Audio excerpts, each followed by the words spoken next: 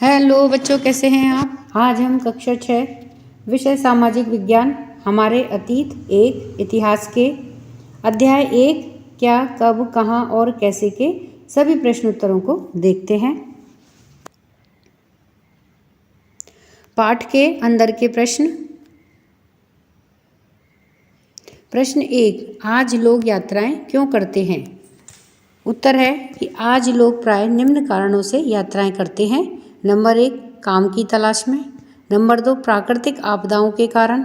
Number 3, अध्ययन हेतु। Number 4, धार्मिक कारणों से। नंबर 5, व्यापार करने हेतु। नंबर 6, पर्यटन हेतु। नंबर 7, नाते रिश्तेदारों से मिलने हेतु आदि। प्रश्न 2, क्या तुम बता सकते हो कि इस कठोर सतह पर लेख लिखवाने के क्या लाभ थे। ऐसा करवाने में क्या क्या कठिनाइयाँ आती थीं। उत्तर है कि कठोर सतह पर लेख लिखवाने के निम्न लाभ थे। नंबर 1, इन्हें खुली जगहों पर भी स्थापित किया जा सकता था। नंबर 2, ये आसानी से खराब नहीं होते थे। और नंबर 3, ये लंबे समय तक सुरक्षित बने रहते थे। अब ऐसे लेखों को लिखवाने में क्या क्या कठिनाइयाँ आती थीं। कठिनाइयाँ हैं कि नंबर 1, कठोर सतह पर हर व्यक्ति नहीं लिख सकता था। नंबर 2, कठोर सतह पर लिखने में बहुत समय लगता था। और नंबर 3, इसके लिए नुकीले औजार मिलना मुश्किल था। प्रश्न 3, क्या पुरातत्वविदों को बहुधा कपड़ों के अवशेष मिलते होंगे। उत्तर है नहीं, पुरातत्वविदों को बहुधा कपड़ों के अवशेष नहीं मिलते होंगे। प्रश्न 4, पृष्ठ 3 पर 2 तिथियां हैं, उनका पता लगाओ। इसके लिए तुम किस अक्षर समूह का प्रयोग करेंगे। तो उत्तर है कि पृष्ठ 3 पर 2 तिथियां हैं। एक है कि 4700 वर्ष पूर्व और दूसरी है 2500 वर्ष पूर्व। उपरोक्त दोनों ही तिथियों के लिए हम वीसी या ईसा पूर्व अक्षर का समूह का प्रयोग करेंगे। टेक्स्ट बुक क्वेश्चन, पाठ्य पुस्तक के प्रश्न हैं, आओ याद करें। जैसे प्रश्न 1 है कि निम्नलिखित का सुमेल करो। नर्मदा घाटी है, किसकी मैचिंग करनी है। मगध है, गारो पहाड़ियाँ हैं, सिंधु तथा इसकी सहायक नदियाँ गंगा घाटी।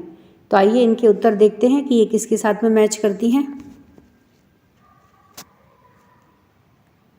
उत्तर में है कि नर्मदा घाटी आखेट तथा संग्रहण। मगध है पहला बड़ा राज्य। गारो पहाड़ियाँ आरंभिक कृषि। सिंधु तथा इसकी सहायक नदियाँ प्रथम नगर। गंगा घाटी लगभग 2500 वर्ष पूर्व के नगर।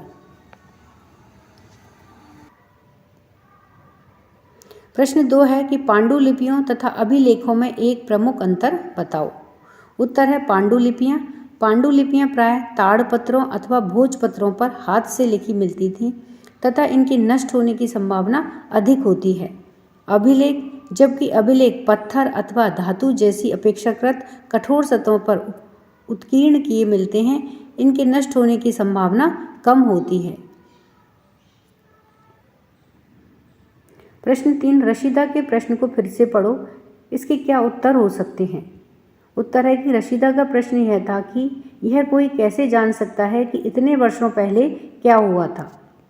तो वर्षों पहले क्या हुआ था, इस प्रश्न का उत्तर निम्न प्रकार से जाना जा सकता है। नंबर 1, पांडुलिपियों के द्वारा। नंबर 2, शिलालेखों एवं अभिलेखों के द्वारा। और नंबर 3, पुरातात्विक सामग्री के द्वारा, यथा जैसे कि इमारतों के अवशेषों, चित्रों, मूर्तियों, औजारों, हथियारों, बर्तनों, आभूषणों, सिक्कों, जानवरों की हड्डियों आदि के द्वारा। प्रश्न 4 है, पुरातत्वविदों के द्वारा पाई जाने वाली इसी वस्तुओं की एक सूची बनाओ। इनमें से कौन सी वस्तुएं पत्थर की बनी हो सकती हैं।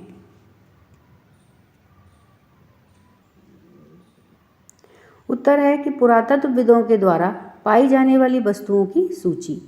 तो क्रम संख्या 1 में है कि वस्तुओं की सूची में इमारतों के अवशेष। नंबर 2 पर है चित्र। नंबर 3 पर औजार। नंबर 4 पर हथियार। नंबर 5 पर मूर्तियाँ। नंबर 6 पर बर्तन। 7 पर है आभूषण। नंबर 8 है सिक्के। नंबर 9 जानवरों की हड्डियाँ। नंबर 10 है अभिलेख, नंबर 11 है शिलालेख और नंबर 12 है पांडुलिपि।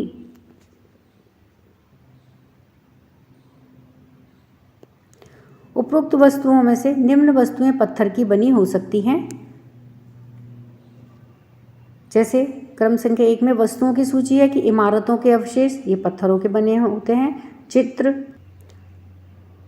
नंबर 3 पर है औजार, नंबर 4 पर है हथियार, नंबर 5 पर मूर्तियाँ, नंबर 6 पर बर्तन, नंबर 7 पर है आभूषण, 8 पर है अभिलेख और नंबर 9 पर है शिलालेख। तो ये सभी पत्थर के बने हो सकते हैं। प्रश्न 5, साधारण स्त्री तथा पुरुष अपने कार्यों का विवरण क्यों नहीं रखते थे? इसके बारे में तुम क्या सोचते हो? उत्तर है कि हमारे विचार में साधारण स्त्री तथा पुरुष अपने कार्य का विवरण निम्न कारणों से नहीं रखते होंगे। जैसे नंबर 1 है कि शिक्षा एवं लेखन कार्य प्राय उच्च वर्ग तक ही सीमित था। नंबर 2 है कि साधारण स्त्री तथा पुरुष लेखन कला से अपरिचित थे। नंबर 3 है कि विवरण रखने की कोई उचित विधि उपलब्ध नहीं थी। और नंबर 4 है कि साधारण लोग अपने कार्यों का विवरण रखने का कोई उपयोग नहीं समझते थे। प्रश्न 6, कम से कम 2 ऐसी बातों का उल्लेख करो जिनसे तुम्हारे अनुसार राजाओं और किसानों के जीवन में भिन्नता का पता चलता है। उत्तर है कि राजाओं और किसानों के जीवन में निम्न प्रकार की विभिन्नताएं थीं। नंबर 1, राजा महलों में रहते थे जबकि किसान झोपड़ियों में रहते थे। नंबर 2 है कि राजा अपने लोगों तथा राज्य की रक्षा का कार्य करता था जबकि किसान राजा एवं लोगों के लिए खाद्यान्न उगाया करते थे। नंबर 3 है कि राजा अपनी विजयों तथा उपलब्धियों का विवरण रखते थे जबकि किसान अपने कार्यों का कोई लेखा नहीं रखते थे। तो इस तरह से हमने इस पाठ के सभी प्रश्न उत्तरों को जाना। वीडियो पसंद आने पर वीडियो को लाइक करें, शेयर करें। चैनल पर नए हैं तो सब्सक्राइब करना ना भूलें। मिलते हैं नए वीडियो में। इसी के साथ धन्यवाद।